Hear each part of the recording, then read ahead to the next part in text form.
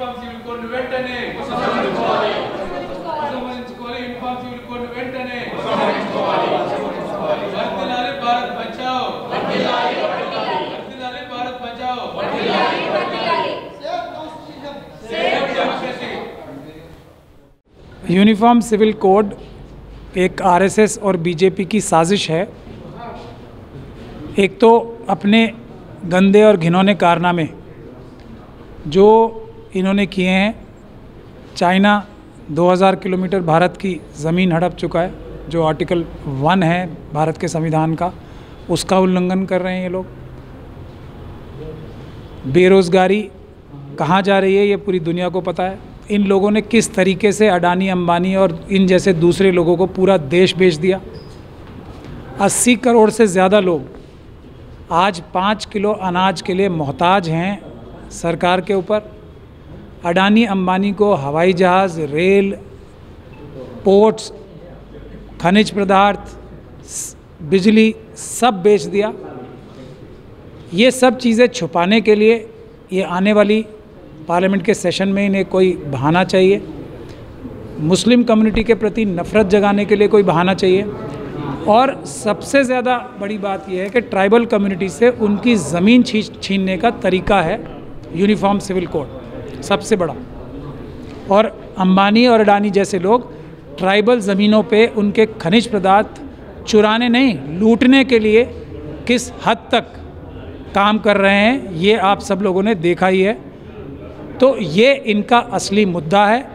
वरना अगर कोई ईमानदार सरकार होती, बेईमान सरकार ना होती, तो वो किसी भी हालत में भारत का संविधान जो पार्ट 3 है, फंडामेंटल राइट्स जो हैं लोगों के, जो मैंने अभी आपको गिनवाए, बेरोज़गारी के, करप्शन ख़त्म करने का राइट, करप्शन फ्री सोसाइटी में जीने का हक भारत के हर एक नागरिक का है, उसको ख़त्म करने की कोशिश करती, बराबरी लाने की कोशिश करती। हमारी शेड्यूल कास्ट, शेड्यूल ट्राइब के भाई, माइनॉरिटीज़ के भाई बहन रोज़ मारे जा रहे हैं, काटे जा रहे हैं, वो बराबरी देश में लाने की कोशिश करते। जो लूट मची हुई है इंडस्ट्रीज द्वारा उसको रोकने की कोशिश करते। आज पीने के पानी की समस्या है, खाने की समस्या है, उसको दूर करने की कोशिश करते। न्यायिक व्यवस्था हमारी चरमरा गई है, न्याय दिलवाने के लिए उसमें कोशिश करती कोई सरकार। ये सब फंडामेंटल राइट्स हैं जिसको पूरा करने के लिए किसी भी सरकार को की पहली जिम्मेदारी होती है, उसके बाद डायरेक्टिव प्रिंसिपल्स आते हैं। तो अगर कोई ईमानदार भारत के संविधान में विश्वास रखने वाली सरकार होती, भारत का संविधान ख़त्म करने वाली और हिंदू राष्ट्र चाहने वाली सरकार ना होती, तो पहले वो फंडामेंटल राइट्स को इम्प्लीमेंट कराने की, इंश्योर कराने की कोशिश करती। ये सरकार भारत को तोड़ने का काम कर रही है, ये सरकार भारत का संविधान ख़त्म करने की कोशिश कर रही है, ये सरकार भारत को लूटने का काम कर रही है, ये सरकार भारत की दुश्मनी भारत के मित्र देशों से, जिसमें नेपाल, श्रीलंका, मालदीव जैसे, बांग्लादेश जैसे कंट्रीज़ हैं, उनके साथ दुश्मनी पैदा करके भारत के दुश्मन देशों को फ़ायदा पहुंचाने का काम कर रही है।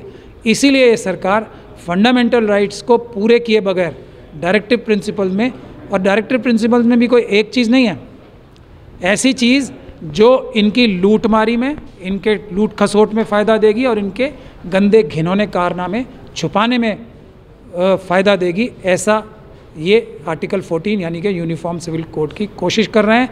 इनका महिलाओं से अंदरूनी या दिल से भेद है, मतलब ये महिलाओं से नफ़रत करते हैं मनुवादी मानसिकता के लोग जो, और ख़ास तौर पे आरएसएस और बीजेपी के लोग, और ये महिलाओं का नाम लेके यूनिफॉर्म सिविल कोड लाना चाहते हैं। ये जो आरएसएस महिलाओं को अपनी मेंबरशिप नहीं देती, वो महिलाओं के बारे में लाना चाहेगी यूनिफॉर्म सिविल कोड। ये चीट हैं, इनके अपने वकील राम जेठमलानी के लफ्ज़ों में ये चीट हैं।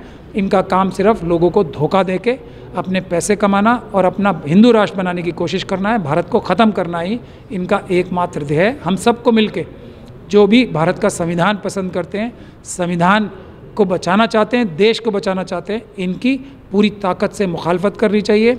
इलेक्टोरली भी इलेक्शन में इनको एक वोट नहीं देना चाहिए और इनका टोटल बायकॉट होना चाहिए आरएसएस और बीजेपी के सभी नेताओं का, सभी कार्यकर्ताओं का।